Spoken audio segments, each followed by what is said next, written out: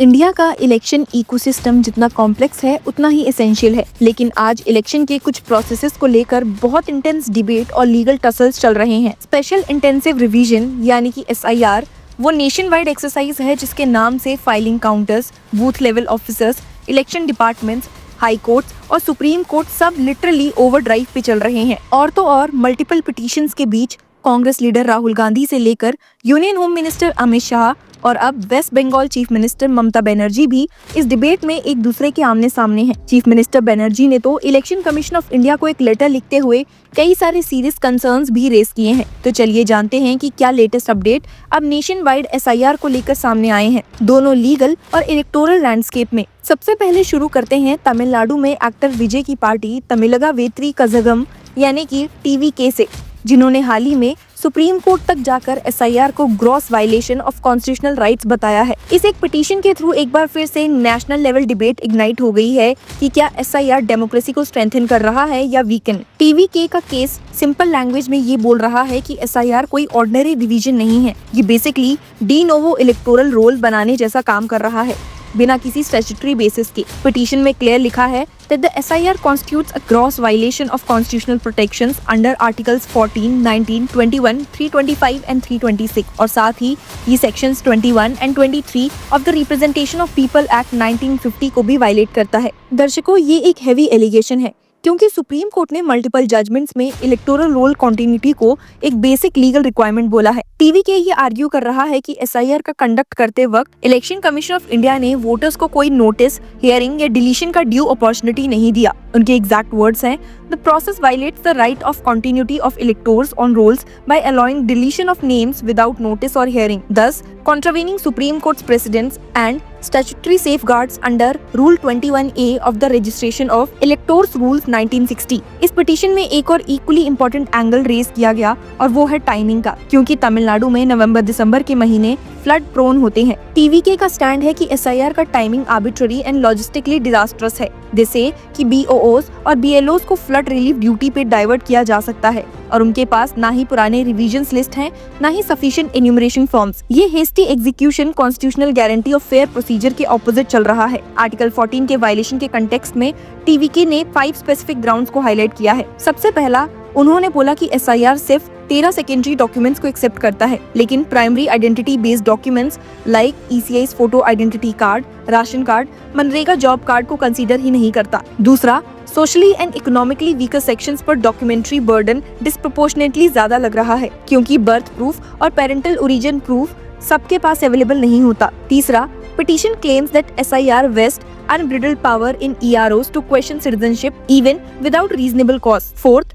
TVK बोल रहा है कि इंटायर एक्सरसाइज हरिड मैनर में स्टार्ट की गई without proper consultation with voters और पॉलिटिकल पार्टीज। और पांचवा पॉइंट सबसे अलार्मिंग है कि SIR ऑटोमेटिक डिलीशन का प्रोविजन ला रहा है for failure to submit enumeration form. This according to TVK is a grave violation of ROPA 1960 rules and constitutional continuity right. इस एंटायर लीगल स्टॉर्म के बीच एक और एक्सट्रीमली डिस्टर्बिंग ट्रेंड सामने आया, BLOs की डेथ्स का। कांग्रेस ने संडे को एक डायरेक्ट अटैक लॉन्च किया, calling SIR an imposed operation and a deliberate ploy under which citizens are being harassed. Congress president Mallikarjun खड़गे एंड राहुल गांधी दोनों ने ये इशू एग्रेसिवली रेस किया। राहुल गांधी ने एक हिंदी न्यूज रिपोर्ट शेयर की जिसमें क्लेम किया गया था that 16 BLOs have lost their lives in 19 days due to heart attack, stress and in at least 2 cases suicide. His statement was unambiguous. SIR is not a reform, it is an imposed operation. He further said that ECI has created a system where citizens have to sift through thousands of scanned pages of 22-year-old voter list to find their names. और फिर उन्होंने सबसे बड़ा allegation लगाया ये कहते हुए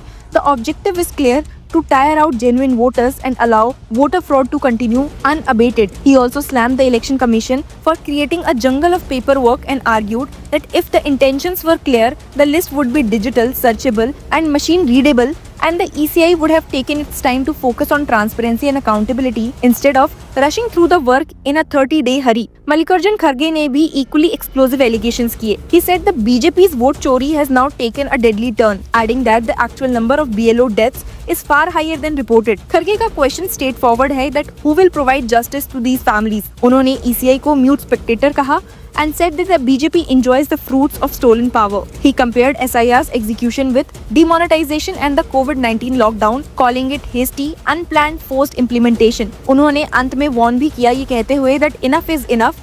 If we still don't wake up, no one can save the last pillars of democracy from collapsing. In allegations के बीच में union home minister Amit Shah ने एक completely opposite narrative present किया है। उनके words काफी pointed थे, ये कहते हुए that stopping infiltration in India is not only necessary for the country's security, but it is also essential to prevent infiltration in order to protect the country's democratic system from being polluted. इसके साथ ही उन्होंने एक direct attack किया ये कहते हुए that some political parties have embarked on a journey to protect these infiltrators and they are against the purification work being carried out by the election commission in the voter list. ये clearly एक SIR को national security के lens से justify करता हुआ narrative है, लेकिन West Bengal chief minister Mamata Banerjee ने इस जस्टिफिकेशन का पूरा काउंटर दे दिया उनके letter to chief election commissioner में। उन्होंने अपने इस लेटर में कहा है that SIR has reached a deeply alarming stage and called the drive unplanned, dangerous and something that has crippled the system from day one. Mamata Banerjee wrote that most BLOs were struggling with online forms due to lack of training, server failures and repeated data mismatches. उनकी warning भी काफी chilling थी। At this pace, it is almost certain that by 4th December, voter data across multiple constituencies cannot be uploaded with required accuracy. उन्होंने ये भी बताया है कि BLOs काफी प्रेशर में काम कर रहे हैं और punitive एक्शन से डरे हुए हैं, which is causing incorrect and incomplete entries and risking disenfranchisement of genuine voters. She called the entire exercise structurally unsound and warned of irreversible consequences. Her plea to the Chief Election Commissioner was to intervene decisively to halt the drive and stop corruption. पर उनके इस letter का जवाब दिया BJP के शुभेंदु अधिकारी ने, जहां उन्होंने ममता बनर्जी को एक्यूज किया है of trying to undermine the election commission and shield an illicit vote bank. He said that the SIR drive has been part of ECI's toolkit since the 1950s, including a large-scale 2002 and 2003 exercise. His allegation, the chief minister's letter, is a calculated attempt to sow discord among election officials, discredit the ECI's constitutional mandate and protect a vote bank of ineligible and illegal elements her government has nurtured for years. He also accused her of intimidating BLOs and making unacceptable insinuations against the CEC, calling her conduct condemnable. दर्शकों, national level context देखते हुए SIR का controversy Tamil Nadu, waste Bengal, Kerala, Puducherry तक wide spread हो चुका है, लेकिन